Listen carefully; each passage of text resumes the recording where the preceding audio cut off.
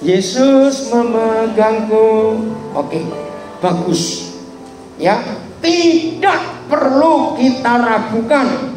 Tuhan Yesus pasti memegang tangan kita. Jangan amen dulu, ini masalahnya. Dia tetap akan memegang tangan kita karena itu janjinya. Masalahnya di kita, bukan di Tuhan. Betul? Apa itu? Lah yuk, masalahnya di kita, bukan di Tuhan. Lah itu dia, mau dipegang atau tidak? Kedua, Immanuel, namanya disebut Immanuel. Betul. Dia yang berjanji kok, aku Immanuel. Berarti Tuhan. Ayo, berarti apa Immanuel? Enggak bisa. Tuhan beserta kita. Betul. Enggak masalah dengan Tuhannya, karena dia sudah berjanji. Masalahnya di kita lagi. Apa itu? Ayo cepat. Masalahnya di kita lagi, bukan di Tuhan. Apa itu? Nah, mau disertai tidak? Ketiga, tiap langkahku diatur oleh Tuhan. Pasti Dia gembala yang baik, Dia pasti mau ngatur kita. Masalahnya di kita lagi. Apa ya? Nah, mau diatur atau tidak? Maka itu kita ini banyak jadi orang munafik. Ayat Alkitab hafal, pujian hafal. Maka itu ketika malaikat dengar kita hafal lagu, hafal ayat Alkitab, tapi tidak kita lakukan, maka itu komennya malaikat sama pret. Loh, betul tidak? Yang keempat, Tuhan menetapkan langkah-langkah orang. Pasti. Karena itu Tuhan kita. Kembali apa? Masalahnya di. Ayo jawab cepat, pura-pura awas kamu. Masalahnya di mana? Di kita, bukan di Tuhan. Setuju tidak? Ya kok setuju bertobat gitu loh. Serius. Jadi masalah terbesar dalam hidup kita itu karena kita, bukan karena setan. Maka itu yang selama 2020 masih sering nyalakan setan, 2021 harus bertobat. Siapa yang disalahkan? Awas salah ngomong, awas. Siapa yang disalahkan? Cepat. Kok pura-pura? Saya tanya. Yang di rumah silakan jawab. Pilih tanatnya lagi jaga itu, jadi operator. Siapa yang harus disalahkan? Diri kita, bukan setan. Nggak urusan dengan setan. Ngerti nggak? Yang terakhir, bagus lagi. Bila engkau tidak besertaku, jangan engkau suruh aku berangkat dari sini. Dianya tetap menyertai kita. Kembali masalahnya di. Ayo masalahnya di. Ya udah, ayo kita pulang sekarang.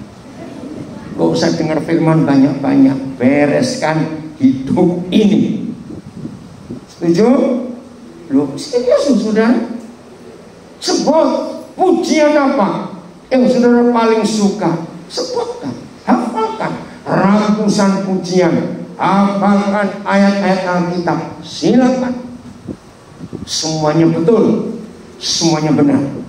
Apa yang Tuhan katakan, apa yang tertulis di Alkitab, yang jadi puji-pujian semuanya betul. Kembali masalahnya di doa. Masalahnya di kita. Maksudnya gimana? Masalahnya pada kita. Ayo jawabnya. Masalahnya di kita itu bagaimana artinya? Menurut atau tidak? Wih, ini luar biasa. Menjalani tahun yang baru ini serius.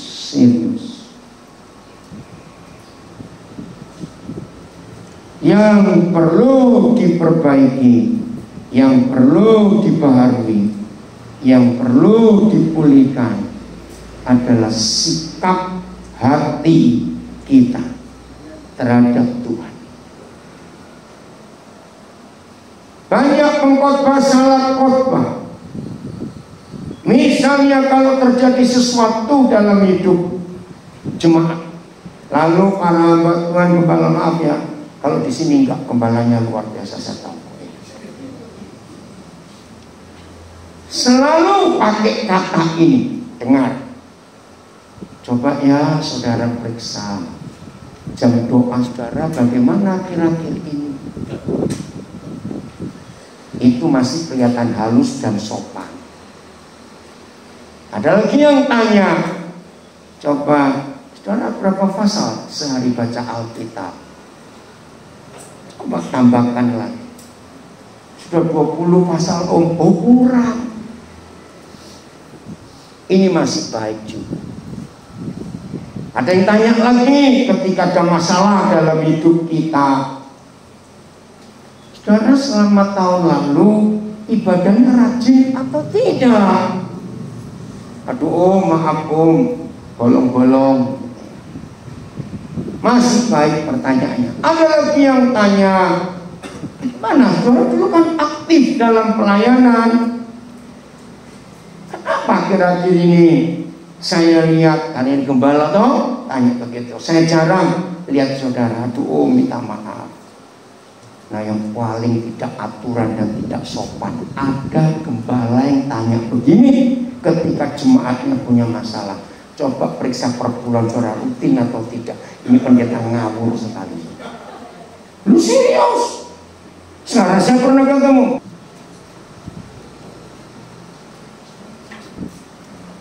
Maaf ya saudara, karena saya pernah ngalami sendiri. Satu kali teman saya kecelakaan. Namanya teman, maka saya kunjungi ke rumah sakit. Ya, saya cerita-cerita apa yang ada. Dia cerita bagaimana kok bisa kecelakaan. Nggak lama seorang datang, saya nggak kenal. Ternyata ini gembalanya. Ya, karena teman saya nyebut dulu, om selamat pagi. Ya, saudara, pertanyaan pertama tidak didoakan. Coba saudara periksa berapa bulan terakhir per bulan saudara bagaimana? Saya marah. Ini orang lagi sakit di rumah sakit ditanya per bulan. Ini fakta, saya dengar sendiri. Ya ampun, ini kok nggak tahu diri. Ini tertawa untuk siapa? Awas kan. Lucu, kok lucu? Bagaimana lucu? Bahkan saudara, 10 bulan sejak bulan April yang lalu sampai Januari sekarang, tidak sedikit gembala-gembala karena ibadah online semuanya, gembala-gembala itu nggak malu telepon jemaat untuk tetap memberi perpuluhan. Ayo sama nggak? Kan kami punya sekolah. Nah, selama belajar online banyak orang tua protes. Lu anak nggak sekolah kok suruh bayar? Ayo apa bayar? Ada yang protes di sini orang tuanya. Loh, kita apa kok? Ya enggak, masuk akal memang. Enggak sekolah kok suruh bayar. Oke. Nah, tolong ya gembala-gembala untuk memperbaiki sikap hati kita supaya kita benar dan berkenan kepada Tuhan. Dengan semua yang baru kita pelajari ini, catat baik-baik. Tuhan tidak membutuhkan, tidak memerlukan ritual agama. Doa pagi, doa puasa, ibadah, baca Alkitab, semuanya tidak. Apalagi persembahan, tidak. Yang Tuhan perlukan perubahan sikap hati dan pola pikir kita. Ini yang dijanjikan setiap saat diperbarui. Mari kita baca dulu ayat ini. Efesus 4 ayat 23. Jadi di Alkitab tidak ada perintah perbarui ibadahmu. tambahkan jam doa. Kalau kamu sudah rajin doa pagi jam 4 selama ini, naikkan jam 3. Loh, kapan tidur? Kalau selama ini kamu sudah puasa sebulan itu 10 hari, ayo di tahun yang susah ini tambahkan, kalau bisa 15 hari, langsung emaknya kamu. Maaf. Pokoknya saudara, Papa di surga tidak melihat ritual fisik kita. Papa di surga tidak melihat tata cara agamawi. Tidak. 1, 2, 3. Saudara, tidak ada permintaan lain dari Bapa di surga. Yang diperbarui apa kita? Roh dan pikiran. Hati itu roh, roh itu hati dan pikiran. Supaya roh dan pikiranmu diapakan? Dibarui. Jadi bukan ibadah. Coba ya, di salah satu hal, saya nggak tahu saudara setuju atau tidak, saya memang tidak butuh persetujuan saudara. Di satu pihak saya sangat berterima kasih dunia ada corona. Nah, berarti nggak setuju karena nggak amin.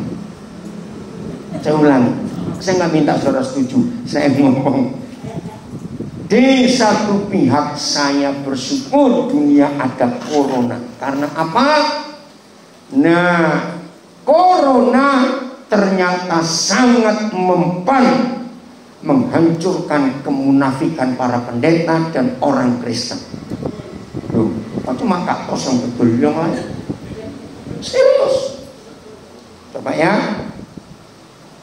Bahkan beberapa tokoh agama, termasuk tokoh muslim, Buya siapa saya lupa nulis, bagus sekali.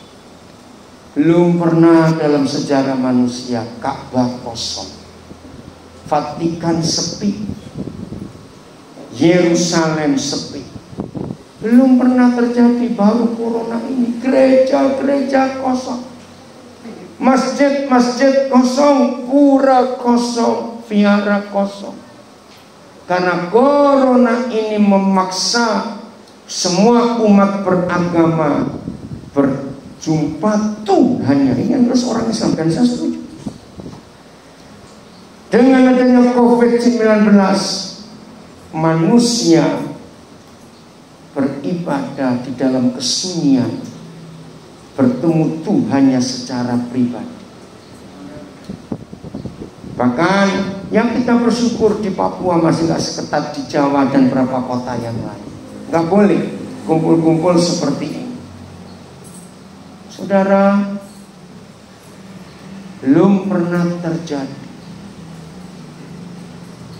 Maka itu dalam kondisi corona seperti ini, kita ibadah itu kelihatan murni karena gak dilihat orang. Coba saya buktikan. Nah, bagi beberapa orang yang nggak tahu, nggak apa-apa, nggak usah coba mikir apa itu ya yang saya ngomong, nggak usah, lewatin aja. Di beberapa gereja-gereja kaya di luar Papua, setahu saya Jayapura juga nggak ada, setahu saya ya, atau sudah ada saya nggak tahu. Itu gereja-gereja kaya itu kalau ibadah itu kameranya yang bisa jalan-jalan tuh kayak melayang, pernah lihat di TV? Loh, saya tanya yang lain tahu nggak? Yang usah tahu, kalau nggak tahu jam ntar salah. Ya toh? Nah, dulu saya pikir kalau gedung gereja tempat ibadah ada kamera, namanya crane ya, yang bisa muter-muter syuting orang. Pernah tahu ya di TV? Loh, kalau ini saya tanya, pernah nggak lihat di TV? Kalau kamu nggak pernah, kamu kebanyakan nonton drama Korea, itu aja sih. Bertobat kamu ya, awas. Masuk gitu aja nggak tahu. Maaf. Nah, saudara, ternyata kalau ada ibadah di syuting begitu, jemaat yang hadir sadar nggak? Saya tanya kok ini, jemaat yang hadir sadar atau tidak? Sadar apa? cadar kamera. Jadi yang biasanya ngupil, main Facebook waktu ibadah, kalau ada syuting gitu bagaimana? Ayo jawab cepat. Kalau ada syuting gitu bagaimana? Sikap hidupnya. Wih, rohani sekali karena di syuting. Pernah saya lihat berapa kali lucu, ya. Yang satu duduk serius ngeliatin kameranya sampai di mana. Pas sampai dia sebelahnya itu main HP, terus dicoba kamera. Saya beli, ternyata itu. Maaf ya, maaf. Ternyata sadar kamera itu kemunafikan. Sekarang kita ibadah di depan HP. Yang nonton? Ya HP-mu kok bingung sendiri, nonton siapa? Sudah aja ngomong. Loh, waktu kita ibadah di depan HP yang nonton siapa? Ya diri sendiri. Mau nggak pakai baju, siapa yang ngelarang? Loh, betul tidak kalau ibadah online? Mau tiduran, siapa yang ngelarang? Di situ COVID-19 memurnikan kekristenan kita. Kita sungguh-sungguh atau tidak? Bahkan hamba-hamba Tuhan yang demam panggung bertobat sekarang. Betul? Mau tampil di mana? Saudara, saya nggak tahu, maka itu jangan pindah ke Jakarta, di Manokwari saja. Banyak kemunafikan di sana. Enggak, amin. Ini ya, karena saya sering pelayanan. Itu WL, singer, pemimpin pujian, penyanyi, pemain rebana, pemain musik, si gembala, istri gembala. Saya tuh kaget juga. Ini gereja-gereja gede ya, kalau disuapin nggak biasa saja saya tahu. Ya, dengerin. Ya, asap geng yang harus hati-hati, awas. Biasanya mereka ini kalau sudah Jumat sore, wah, sudah sibuk. Saya pikir mereka sibuk mempersiapkan hati buat pelayanan minggu lusa. Ternyata yang paling mereka sibukkan adalah saling tanya, kita pakai seragam apa, warna apa, jasnya bagaimana. Bayangkan itu Jumat sore sudah sibuk sudah. Oh, kalau saudara dengar ini lebih kaget. Karena saya melihat sendiri di beberapa gereja besar yang satu kali hari Minggu ibadahnya lebih dari 4 kali, ternyata ada istri-istri pendeta yang datang ibadah bawa orang salon sendiri. Nah, pertama saya tahu itu, saya tanya, oh, ada yang menikah hari ini? Kok saya nggak dikasih tahu? Karena orang salonnya ada di ruangan pastor, di ruangan gembala. Oh enggak, ini ibu gembala. Oh iya. Jadi kalau sudah tampil 2 kali ibadah harus di retouch lagi, ditantani lagi, bilang keren. Oh, apa itu salah? Tidak, mungkin punya duit kok salah bagaimana? Maka itu corona datang, habis semua. Mau pakai daster pun nggak ada yang komen. Katakan amin. Maka itu satu bagian saya berterima kasih pada corona. Begitu pula hamba-hamba Tuhan dibuat bertobat. Ternyata masih ada beberapa hamba Tuhan yang terbiasa khotbah di panggung dengan orang sekian ratus sekian ribu yang hadir, nggak bisa khotbah online karena bilang aduh kaku, aku nggak lihat ngomong ke siapa. Bayangkan, saudara, maka itu betulkan apa kita, hati dan pikiran kita yang terus diperbaharui untuk makin kenal Dia. Maka itu saya ulangi lagi, jangan menambahkan ritual, atau kata ritual ya, aktivitas agamawi, nggak laku. ketika pertama kali Ka'bah ditutup, ingat musim haji tahun lalu, tahun ini belum tahu lagi bagaimana. Itu bulan Juni, akhir Juni atau awal Juli saya lupa. Saya punya grup yang sebagian besar bukan Kristen, ya, namanya grup cinta NKRI, rata-rata Muslim. Nah, ketika diputuskan Ka'bah ditutup, musim haji tahun lalu nggak boleh. Wih, gempar saudara. Ka'bah didirikan pada abad ke-7, tahun 600 sekian. Pertama kali ditutup dalam sejarah manusia musim haji Hari Raya Kurban 2020. Terus saya sharing dengan beberapa teman Muslim, ya, yang moderat pikirannya. Kira-kira kalau ada salah satu imam besar kalian yang memberi fatwa, umat Muslim, saya dapat pewahyuan, ya, misalnya yang memberitahu saya musim Idul Adha tahun ini kita tidak perlu berhaji. Saya tanya mereka, kira-kira kalian nurut atau tidak dengan fatwa mufti kalian? Nah, kalau seorang Muslim jawabnya apa? Akan nurut tidak? Saya tanya kok, tidak, nurut gimana? Enggak mungkin, karena mereka nggak percaya. Buktinya ini loh faktanya, saudara. Maaf ya, maaf. Aduh, kalau saya nyebut ini saya ikut sedih, karena itu teman-teman baik saya. Korban COVID yang pertama di Indonesia 22 Maret itu para pendeta bersama istrinya, karena mereka coba melawan.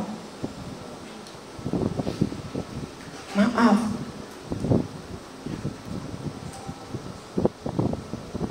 yang orang berkata, masa pendeta bisa kena? Buktinya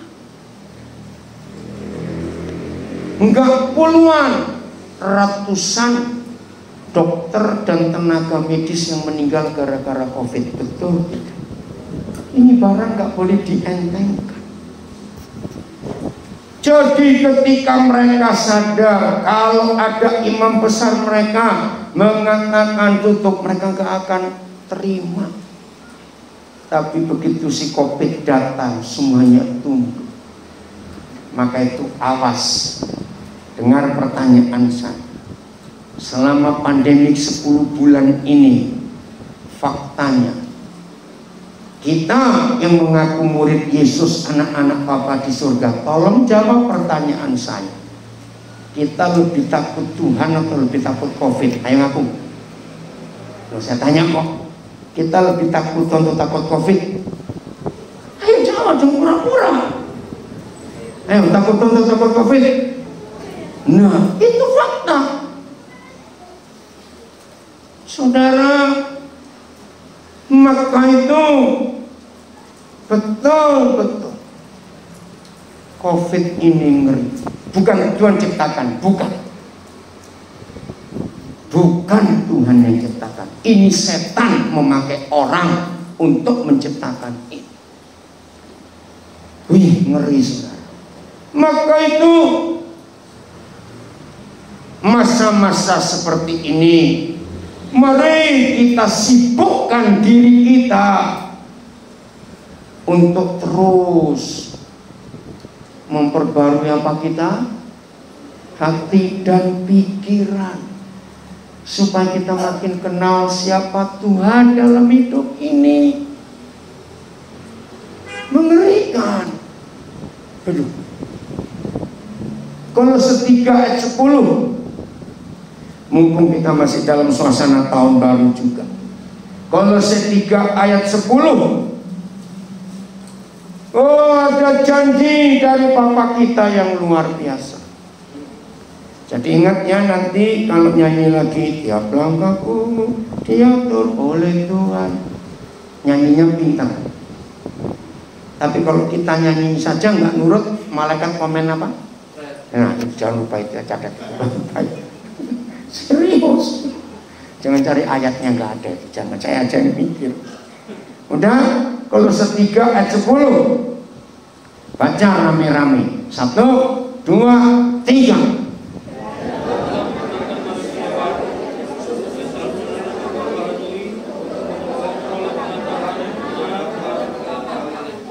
Luar biasa. Tujuannya untuk memperoleh pengenalan yang benar kepada Bapa di surga. Nah, ini fakta. Dengar dulu.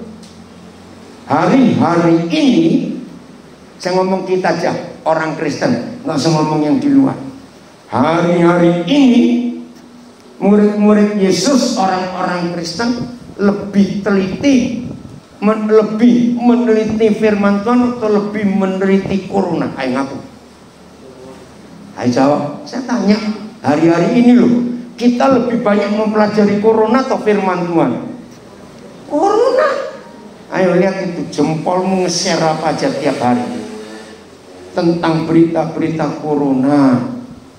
Salah.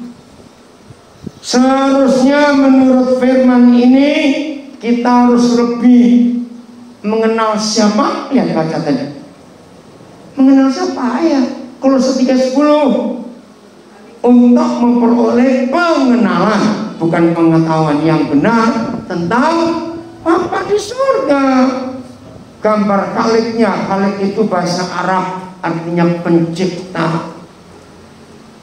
Bagaimana supaya kita bisa makin mengenal Bapa kita yang benar? Lihat kalimat pertama. Setelah kita apa? Jadi ketika kita dengan virus ini, saya menemukan banyak orang yang tiba-tiba bisa jadi dokter dadakan. Ngerti enggak? Karena mempelajari COVID. Nah, padahal Tuhan minta kita mengenal. Setelah saudara dan saya mengenakan manusia baru, perhatikan, setelah kita mengenakan manusia baru itu kapan? Waktu kita berjumpa Yesus pertama kali. Terus ada perintah apa? Setelah kita baca lagi Kolose 3:10. Setelah kita memakai manusia baru, terus baca, yang terus menerus diapakan? Dibarui untuk mengenal dia, untuk memperoleh pengenalan, bukan pengetahuan. Oke, coba saudara jawab pertanyaan saya dengan kata yang lain. Definisi yang lain. Apa itu terus menerus? Itu seperti apa bentuknya? Terus menerus, berkelanjutan. Apalagi? Ayo, yang lain. Terus menerus. Apa? Yang tiada intinya. Yang sebelah kanan saya sana? Tidak selesai. Terus lanjut. Satu lagi, terus menerus. Wih, ini luar biasa. Artinya tidak pernah lama, selalu baru. Amin. Itu yang Papa mau kerjakan di hidup kita, yang terus menerus diperbarui. Saya katakan lagi, dengan datangnya si COVID ini, sebagai kata si COVID ya, ternyata proses pembaruan manusia baru kita lebih cepat terrealisasi daripada kalau nggak ada COVID ini. Loh, kok bisa? Buktinya, maaf ya, sama seperti anak-anak sekolah. Dengan adanya sekolah online, makin ketahuan nggak murid yang rajin dan murid yang malas? Lo jawab, ketahuan tidak? Nah, murid yang malas, mamanya jadi rajin. Oh, enggak, amin. Kenapa mamanya jadi rajin kalau muridnya malas? Ya, bukti itu. Nah, begitu pula kita murid-murid Tuhan Yesus, ketahuan selama kita nggak bisa ibadah rame-rame, yang bisa pamer baju, pamer sepatu, pamer apa kita, sekarang ibadahnya di dapur atau rumah, pura-pura. Pernah kok ibadah online di dapur? Pernah? Loh, saya tanya kok, sambil makan kan boleh, siapa ngelarang mau di rumah sendiri? Bahkan saya pernah mimpin ibadah online, dia lupa matikan videonya di WC. Saya pengen ngawur kamu. Pasti akan lupa, bisa ngajak. Loh, itu serius, dibilangin kok. Maka itu dengan si COVID datang, pembaruan manusia baru kita yang terus-menerus itu ketahuan. Yang masih belum terbiasa ibadah di depan HP, rasa nggak enak. Karena apa? Kalau ibadah di depan HP tidak perlu gambar alis dan pakai merah-merah di bibir. Lalu bahkan bedak pun tidak perlu, catat itu. Lo betul atau tidak? Ya sudah, makanya itu. Apa? Kenapa? Mengurangi pengeluaran, betul. Lo serius, betul tidak saudara? Maka itu dengan COVID ini, hidup kekristenan kita diubah total. Bukan karena penampilan. Gangguan lagi? Sudah balik lagi ya? Memang kadang-kadang begitu. Saudara, maka itu kita patut bersyukur kepada Tuhan. Yang berikut, ternyata yang diperbarui bukan cuma hidup kita secara rohani, manusia baru, hati pikiran kita. Nah, dengar, belum pernah terjadi dalam sepanjang sejarah manusia selain masa COVID-19 ini. Kalau saudara setuju, jawab yang kencang, betul gitu ya, awas enggak suaramu. Belum pernah terjadi dalam sepanjang sejarah manusia ini selain semasa pandemik ini. Manusia dipenjara di rumahnya sendiri. Betul tidak? Di rumah saja, di rumah saja.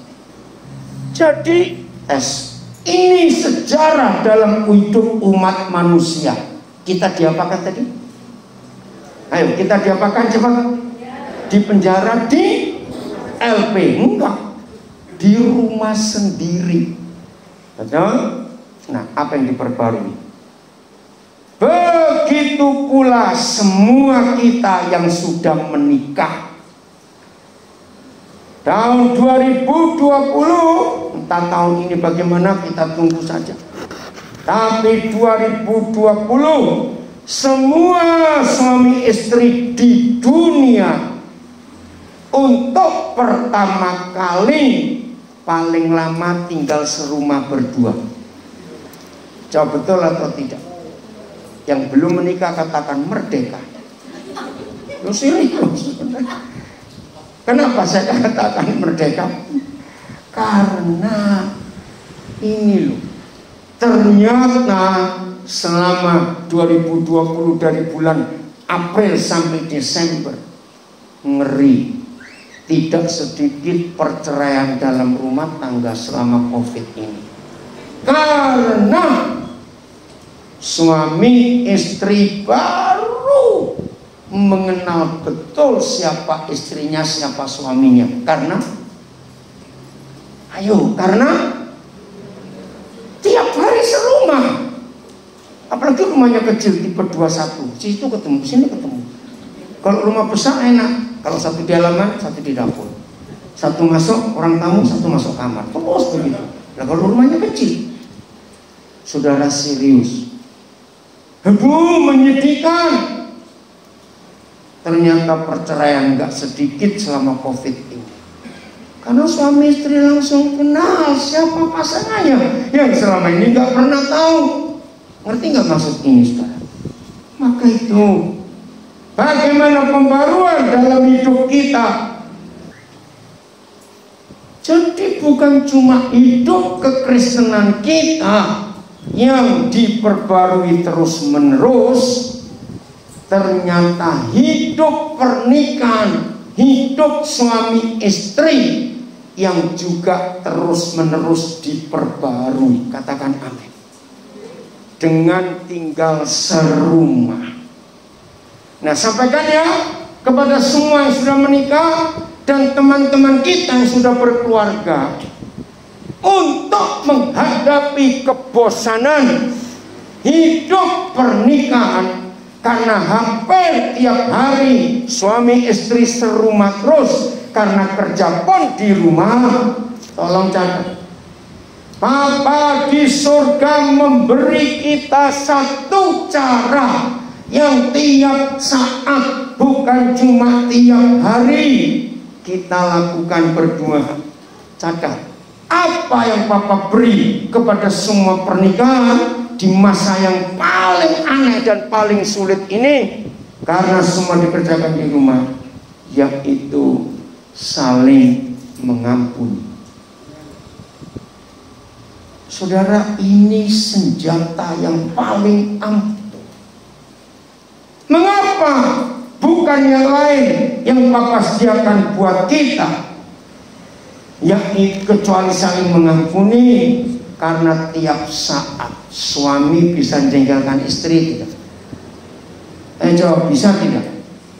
Bisa enggak istri jengkelkan suami? Bisa, karena tinggal serumah. Maka itu saling mengampuni itu mutlak untuk kita kerjakan dalam hidup ini. Wih, ngeri saudara. Coba renungkan. Kalau suami istri rajin saling mengampuni setiap saat, bukan setiap hari, setiap saat, maka rumah tangga aman enggak? Oh, rumah tangga aman tidak? Nah, tolong ya, saya beri contoh. Kenapa sih suami bisa begitu jengkel dengan istrinya? Kenapa istri bisa begitu jengkel dengan suaminya? Jawabannya karena dia salah. Betul tidak? Kalau yang saya menjengkelkan pasti ada yang buat. Ayo jawab, karena pasti ada yang buat salah.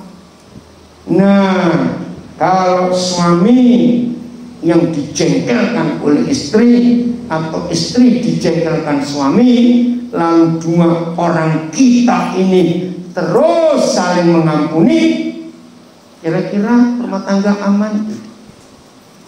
Terus saya tanya, rumah tangga aman tidak? Pasti. Tapi pertanyaannya, sulit atau mudah mengampuni itu? Ayo coba jawab. Saya tanya Pak ini, kalau nggak menjawab pulang saja. Saya hanya mau ngajar yang mau diajar.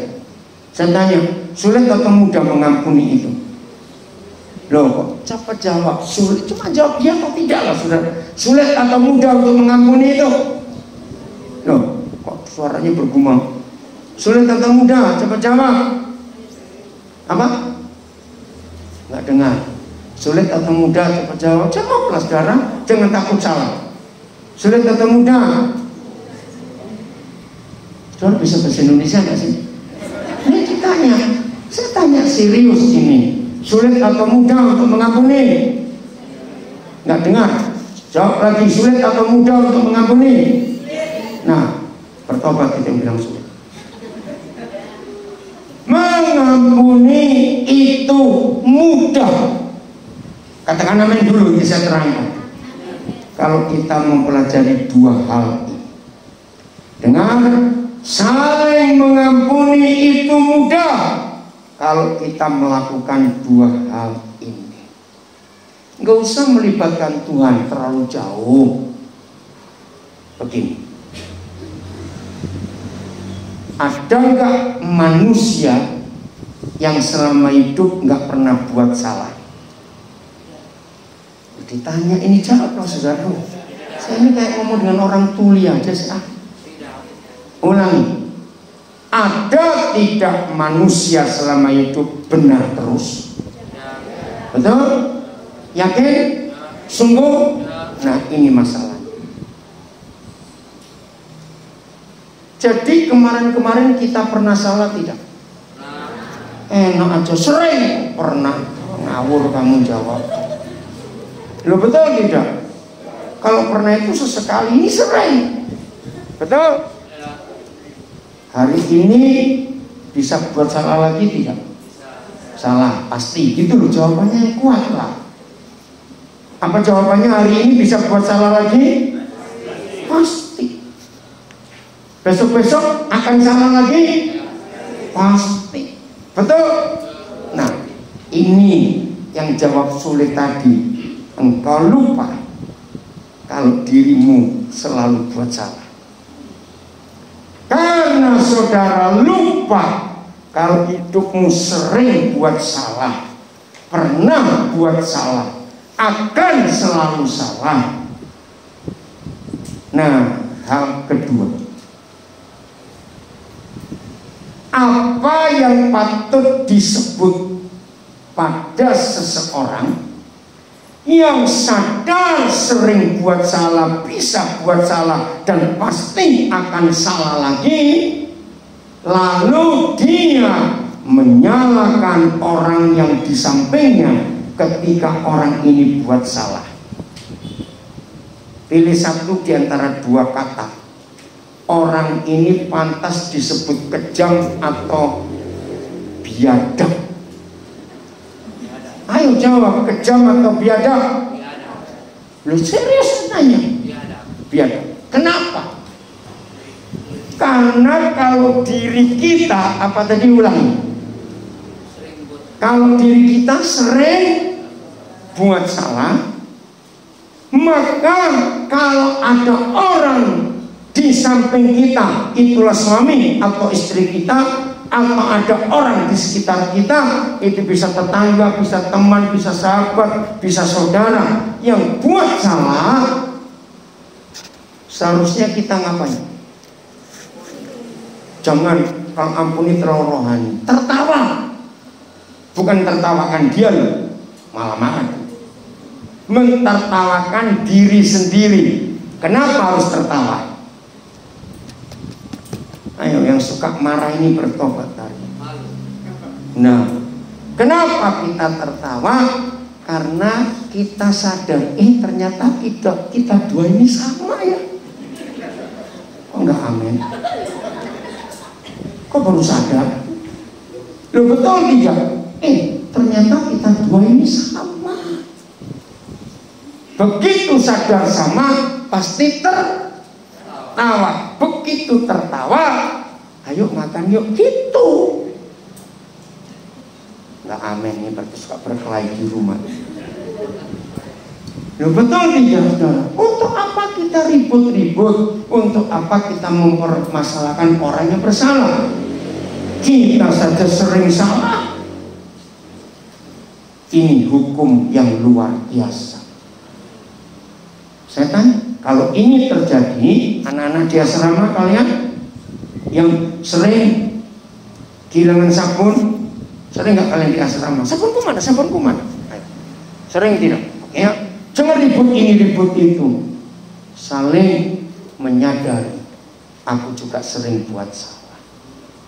Maka itu kalau saudara dan saya melakukan hukum ini, saya tanya, mengampuni itu mudah atau sulit? Ayo, mudah atau sulit? Kalau kamu jawab sulit, saya doakan kamu jadi kucing, karena kamu sulit berubah dari itu aja.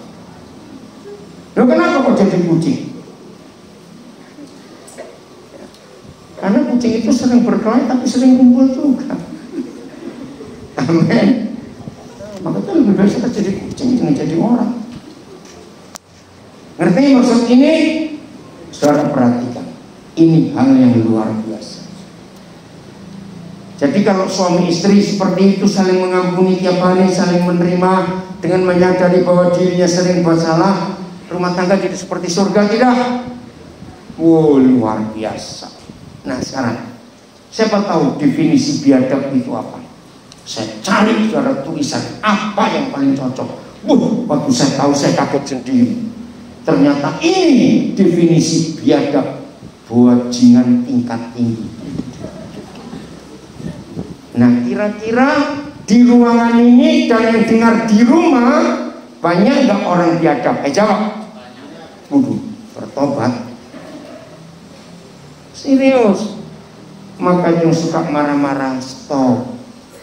Kendalikan emosi dengan menyadari aku sering salah juga.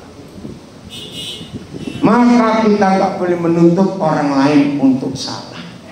Nah sampai di bagian ini sekarang mengerti kenapa saya bisa bersyukur adanya COVID-19, karena hidup dimurnikan, hidup diperbarui. Lihat, yang selama sebelum COVID datang, orang yang duit, apa-apa uang, mata duitan, cinta uang. Lihat, selama COVID ini saudara, ngeri. Uang bisa menyembuhkan nggak orang yang kena COVID? Enggak, saudara. Jadi dengan adanya COVID, orang pun mulai sadar uang nggak bisa dibuat apa-apa. Maka itu ketika orang-orang kaya terpapar, langsung mereka carikan obat yang paling mahal, carikan ventilator, apalagi yang paling mahal. Dokter akan jawab apa? Ngerti nggak pertanyaan ini? Orang kaya pasti berkata begitu. Saudara, uang tidak bisa buat apa-apa dengan COVID. Wih, ngeri saudara. Maka itu, ayo hari ini kita mengambil keputusan. Dengan semua pujian yang saudara katakan tadi, ku tidak takut sebab kau besertaku, Yesus penjagaku. Betul ya? Yesus, pegang tanganku. Betul ya? Yesus memegangku. Bagus. Tapi kita mau dipegang tidak? Immanuel. Betul. Mau nggak kita disertai? Tiap langkahku diatur oleh Tuhan. Pasti. Tapi masalahnya kita mau diatur. Tolong, siapa yang hari-hari ini memberontak, satu kepada Tuhan, dua kepada pemerintah, tiga kepada hukum peraturan dalam keluarga, memberontak, empat memberontak dalam aturan sekolah dan semuanya. Ambil keputusan di awal tahun ini, aku mau diatur oleh Tuhan tiap langkahku. Biar Tuhan yang menetapkan langkah-langkahku. Aku mau tes. Bilang kau tidak besertaku, Tuhan tetaplah kau besertaku. Aku mau menurut. Nah, kalau hidup kita seperti ini, saudara, hidup ini luar biasa. Katakan amin. Hidup ini dahsyat. Itu sebabnya tidak ada hal lain yang kita bisa lakukan kecuali kita taat kepada Dia. Kalau sebentar kita akan merenungkan, teduh tenang sekali sambil kita memeriksa 9 hari yang aku lewati di tahun ini hari ke-10. Bagaimana ketaatanku, caraku mengampuni orang-orang di sekitarku. Ucapkan syukur bahwa Bapa di surga terus memperbarui hati dan pikiran kita. Manusia baru yang Dia berikan kepada kita terus diperbarui. Itu indah sekali.